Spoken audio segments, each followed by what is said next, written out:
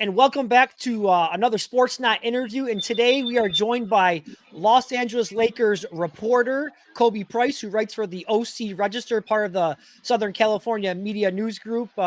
And of course, we're talking about the Lakers today. They've kind of upstaged the NBA Finals here, which are set to tip off tonight. We got news this morning that they are on the verge of offering UConn head coach Danny Hurley a massive long-term contract. And so we brought Khobi on here to join us to discuss some of that. Fresh off the second national championship, Khobi, Hurley spoke to his players today. Said that for now it's business as usual for them. But we bring you in now, Khobi, to give us the latest on what you are hearing from LA about the prospects of the Lakers hiring Danny Hurley. What's the latest? Yeah, I mean, still the latest right now is that they're in the process of, getting the meeting and then obviously making the offer, to Dan Hurley for their head coaching vacancy. But yeah, as of right now, that's where things kind of stand. Nothing definitive to report in terms of what Hurley's thoughts are or how likely it is that he takes the job. Obviously, the Lakers, because of the success that Hurley's had with UConn with the Huskies, the Lakers gonna have to come correct. They're gonna have to come correct with the right amount of years, compensation, autonomy that Hurley has in terms of his staff and, the program in a way that the Lakers may not have in the past. This isn't just hiring, an assistant coach for an NBA team that you can kind of have a little bit more power. Like if Dan Hurley leaves UConn, he's giving up, he's the man there. And being a college coach in the way that it is, especially when you have that level of success, you want a little bit of that, I guess, power and autonomy for your own, what you're responsible for, what you can make it to NBA level. You're already going to give up, a little bit of power because you have a GM, vice president of basketball operations, so on, ownership, etc. That's those details are going to be things that are going to need to be ironed out before any sort of agreement or negotiations really pick up even more. Yeah, it's a good point there. I'm sure he's going to want to have some say in the personnel. The words we're hearing is a massive contract. Are you hearing anything, or what's your gut? I mean, you cover the team. You know how they like to conduct business. What do you think a potential contract may look like in terms of years and dollars? Yeah, I mean, with the Lakers, they don't have the best reputation in terms of annual compensation per year, but massive contract, and we also the NBA coaching market has kind of reset the last couple of years. After Monty Williams, Eric Spoelstra, Mike Budenholzer, uh, other coaches who have had extensions or new deals. So the Lakers have they've signed. I mean, Darvin Ham was signed to I think a 4-year contract. I'll expect if Dan Hurley comes to the Lakers, it's at minimum 4 to 5 years, and it would have to exceed. If it's 4 years, at least 40 million. If it's 5 years, at least 50 million, and probably excess of that. Because it does seem like to get a coach that you really want, a high level coach, and if Dan Hurley leaves UConn, where I think he's making around 6 to 7 million plus incentives, I think it's the seventh highest paid college basketball coach.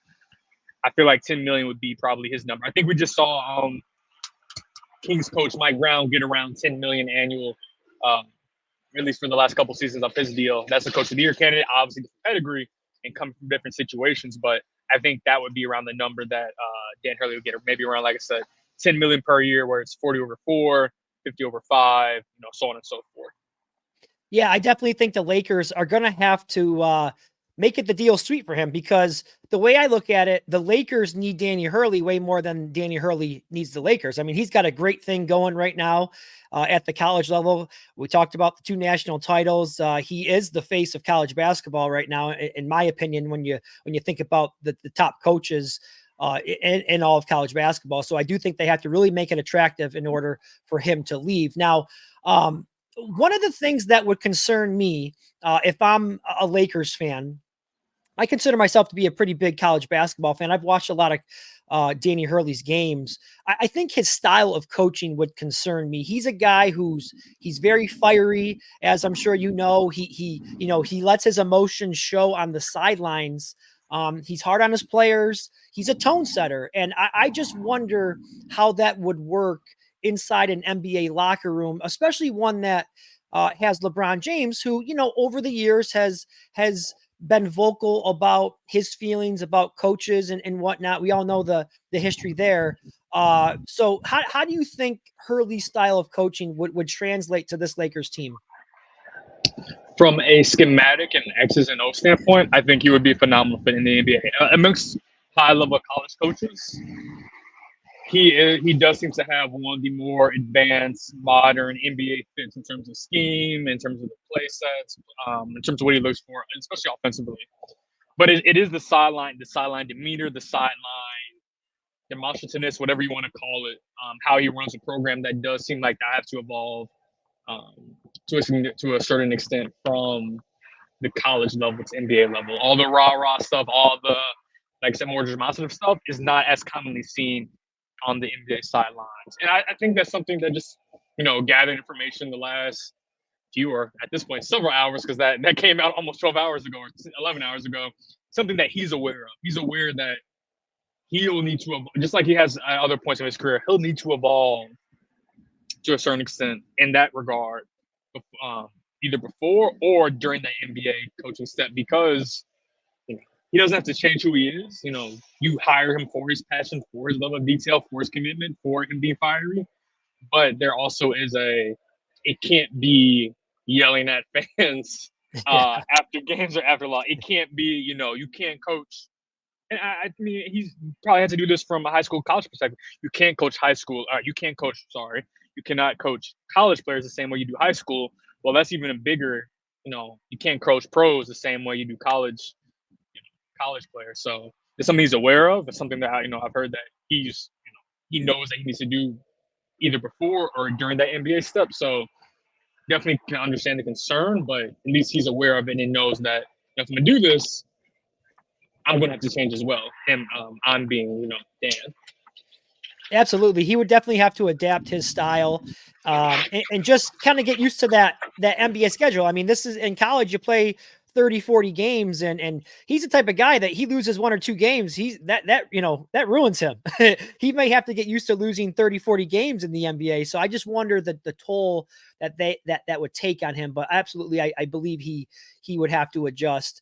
I think it's interesting here when we're talking about this, because just 20 years ago, the Lakers were in a similar position where they were offering Coach K, their job, looking for a coach. They offered him, I think it was $40 million. And here they are again, looking to bring in one of college basketball's top coaches with Hurley. How much of what we're hearing, Hurley willing to hear the Lakers out, is the fact that it's the Lakers, and when the Lakers come calling, you're going to listen. Do you believe that there's genuine interest here from Hurley, or is he just, hearing them out because, of the status and that the Lakers carry with them, being one of the historic franchises in the NBA? No, I do believe that, maybe if this were insert other NBA team, he would be like, you know what, I'm good with UConn, and we're going to run this back and go for a three-peat, which hasn't happened in over 50 years. But because it is the Lakers, the prestige that comes with the Lakers brand, the Lakers organization, the opportunity to coach, to coach a LeBron James, Anthony Davis-led team, the opportunity to grow in the job, beyond the LeBron James years. The Lakers are looking for someone who can build a program out, who can set a tone, can set a culture. They're looking for a long-term coach. So this is not just about coaching LeBron and Anthony Davis. It's about coaching Anthony Davis as well, post LeBron, and how that era of the Lakers look. But I do believe that, if you can achieving with the Lakers means something. It means something different to achieve with the Lakers than it does most other organizations, not just in the NBA, but just in sports generally, just because of the prestige that it carries. You win at the highest level in LA with the Lakers, you're a made man.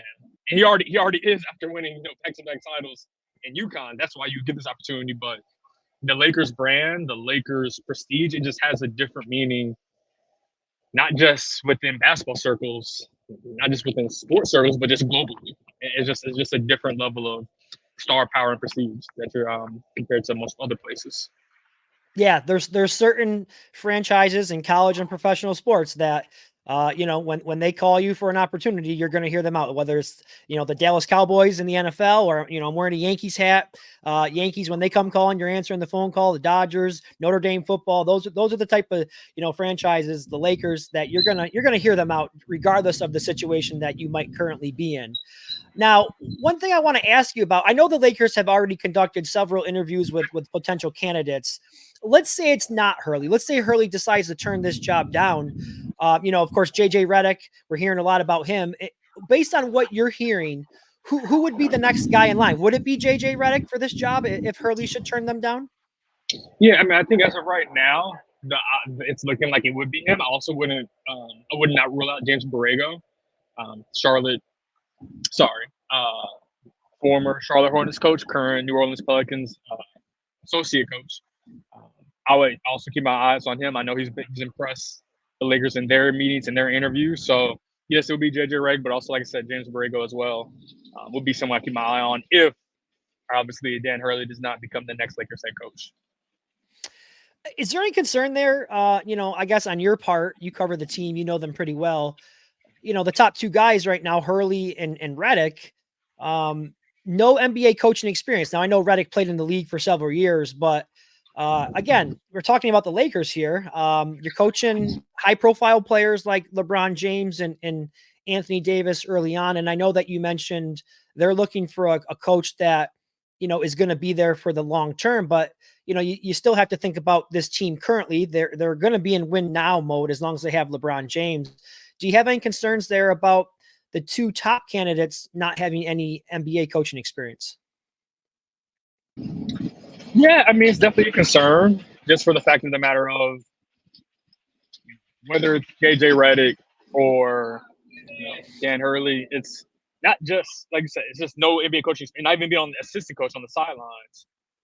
With JJ Redick's obviously not coaching above the youth level, so there's a concern just because you don't know how they'll fit an NBA coaching style. It's I think part of it also, at least with Hurley, that may help.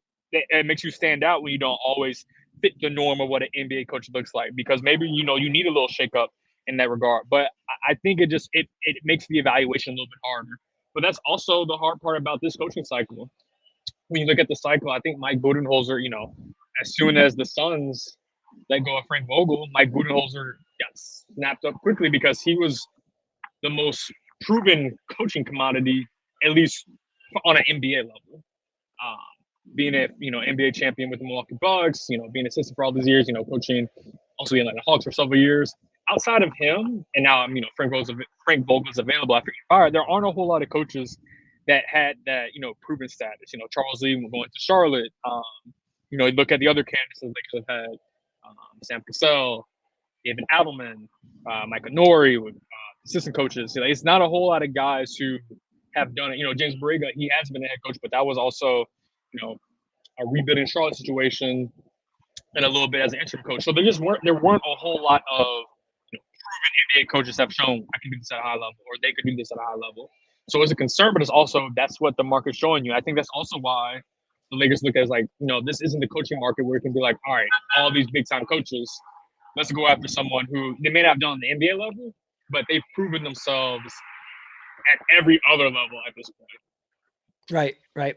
We're chatting with Khobi Price, Lakers beat reporter for the OC Register. You can follow Khobi on X at Khobi_Price. I got to ask you about this, of course, because we're hearing a lot about this as we get a little bit closer to the draft.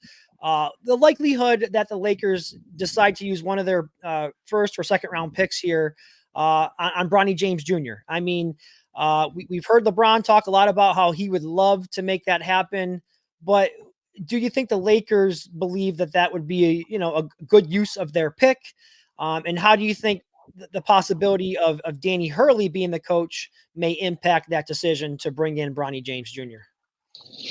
Yeah, I mean, Bronny James obviously he went through what he went through last summer in terms of the cardiac arrest, and then obviously just coming back from that. But before that, he was a talented player. He was a McDonald's All-American for a reason. So taking a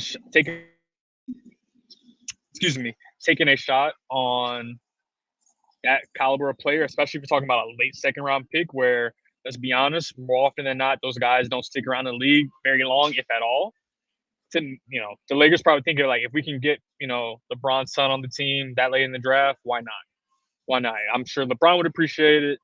I'm not entirely sure what Bronny would think about it, but that's how the case is with most draft picks, especially that late. You don't kind of get to choose your fate. You just, kind of go where you go. So yeah, it would definitely, it could be a worthwhile use for, especially a late second round draft pick. Yeah, that would be interesting to see for sure. A father-son combination there. I'll let you get out of here on this one. Just kind of looking at the Lakers roster as it currently is, what can we expect them to be doing outside of the draft to try to enhance this roster, to make it maybe more attractive, to get themselves a head coach, should it not be Danny Hurley? What can they do to improve this roster? Well, yeah, obviously, of course, before they can even think about that or get to that, they have to figure out obviously the signs point towards LeBron James returning. But the big one's going to be, what does D'Angelo Russell do with his player option? I think he has a June 29th deadline in terms of his player option for the 2024-2025 season. That's going to be significant in terms of what kind of moves the Lakers can make. But just in terms of like bigger picture, or I guess micro rather, they need to find, they need to shore up their front court. Getting Jared Vanderbilt back and healthier will help, but they need to figure out, can they improve the backup big spot? Someone who could maybe play alongside AD. That was a big talking point coming into last season. They went to someone who could play alongside AD, but also, thrive on their own. Is there a player out there who you feel comfortable either signing as a free agent or trading for? And beyond that, just showing up, better backup wings, more defensive-minded, defensive-oriented, 2 or 3 at the 2 or 3 positions. That would be significant. But really start right now, outside the coaching search, the big thing is, what does D'Angelo Russell do? Because that will be significant in terms of the resources the Lakers will have available to either sign someone, trade for someone, acquire someone to shore up. If D'Lo leaves, now are you going to, move, also reach the point guard and have Gabe Vincent as a backup, trying to find another 2 or another 3, be a little bigger. But those are the bigger questions. But regardless of what happens with D'Lo, they need to improve their backup big position. That should be a big priority for them.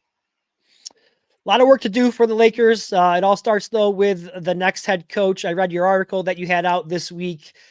6 different head coaches since 2011 when Phil Jackson departed. None of those coaches has lasted more than 3 years. They need to get it right. We'll see how it all plays out. Danny Hurley in their crosshairs right now. Khobi Price, we thank you so much for the time, and keep up all your great work. Appreciate it. Thanks for having me.